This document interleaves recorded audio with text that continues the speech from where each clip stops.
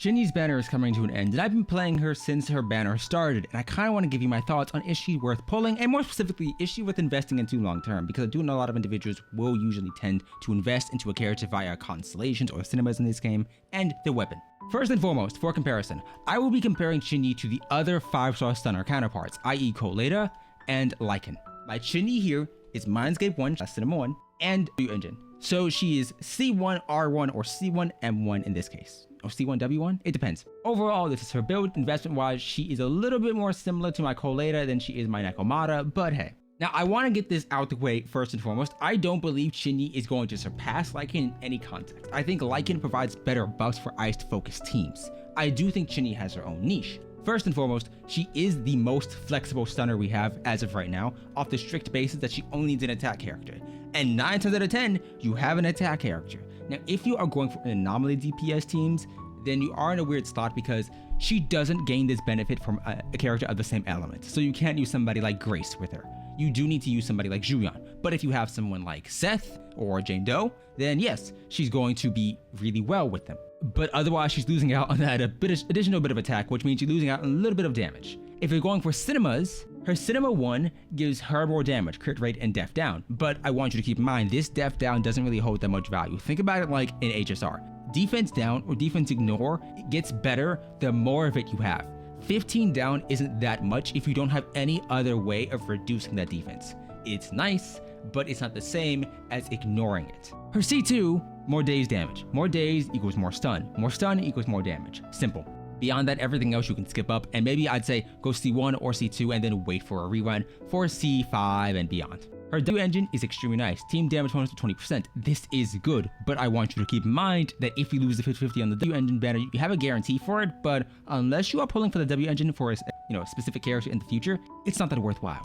Go for a Cinema 1 over Weapon in the event that you don't see yourself pulling for another character in the future. Then you can go for the weapon when she comes back on a rerun and you have enough to guarantee it. Now, her biggest competitor is someone like Koleda. Koleda excels in fire teams. We have a full fire team with these 3 units right here. Qingyi doesn't have that because you don't have an electric DPS. And if you want to maximize that passive, you need one, or you need Seth or Jane Doe who aren't out right now. So ignoring that, or I mean, you can use Anton, but like, he's ugly. So ignoring Anton, I think your biggest issue will come down to the fact that Qingyi herself is a unit who takes up a little bit of on-field time. I'd say compared to the likes of Lycan or to the likes of Koleda, Qingyi takes up more on-field time given that she has a stacking mechanic built into her. I want to, for anyone who is confused, clarify. Stun damage multiplier is not the same as the damage of a unit who does stun, or the same as something like chain attack damage. It's not just a flat damage bonus. Reading this sounds basically like you're increasing the amount of damage Qingyi's doing. I want to clarify, this is basically stunned damage. Think of it like Koleda's passive here. It increases the amount of damage you're doing to somebody who is stunned. Basically, her passive increases the amount of damage enemies take when they are in the stun state. That's it. I don't know why they worded it like this. So, that's an overall good debuff on the surface. But stun units are in a very weird position in the context that any AoE scenario or any small mob-based scenario, they don't hold much value. In boss fights, they're exceptional. Whether it's Notorious Hunt, whether it's Expert Challenge, they're exceptional. Qingyi is great in those encounters. But in any other encounter where you're facing off against enemies and they die very quickly, it doesn't matter. If an enemy builds up stun too quickly, Qingyi is losing value on this passive because she isn't getting her max stacks. If the enemy dies the moment they are stunned or from the first attack, then that passive didn't really matter. In those instances, you can either replace a unit with either a buffer or an anomaly unit. Both are fine. So that's what I want to get off my chest there. I think Qingyi has good value. I think that she is a good character, but I don't think many people need her right now unless you like her design, which I do. Her cinemas and mindscapes are great. Her weapon is great, but her weapon's very exclusive to her. The biggest downside of her weapon is you need to do a basic attack 30 times within a small window, and Qingyi's essentially the only character who can maximize that. Yes, this is maximizing the passive and not just using it. If you want to use it, you can, but characters need to be able to basic attack fast, and I think if you're looking at that, I think Lycan and Anby can do that relatively well, but Koleda has very slow basic attacks. So, That's first and foremost. Second, I think stat-wise, if you do have an attacker you're pairing her with, then this works because you build impact either with an impact weapon or just impact subsets and hope for the best, and you get attack, so she's increasing her own damage. Now, I think that comparing Mindscapes is a very odd thing. I do want to clarify, ignoring defense and defense down are very different. Ignoring defense is usually better unless you have a bunch of defense down. Think of it like Genshin logic. I think she's great. I think she's fun. I think she exceeds and excels past Koleda and even Lycan when you have a bunch of enemies who are grouped up together in the same place because she has AoE. I don't think she's a must pull. I'm going to show you some footage at the end here of how her mechanic of stacking works, but I think that she is a great unit. If you're using an ice team, pray for a Lycan. If you aren't, I can see a position in which you would go for her. If you're using a fire team, Koleda might be a better decision. Qingyi, as of right now, is more beneficial to either buff a DPS who has a lot of burst window downtime, with that's, for example, let's say hypothetically speaking, she built up the stacking mechanic and your buffed character is going to be Nekomata and your Nekomata uses Hormone Punk. Then you can dish out a lot of damage in a small burst window when the enemy is stunned. But if you are seeing yourself going for someone like Jane Doe or maybe building an Anomaly team, I don't think it's as worthwhile. Mostly because unless you're going for Jane Doe in particular, you aren't getting that attack bonus which transfers her impact into attack.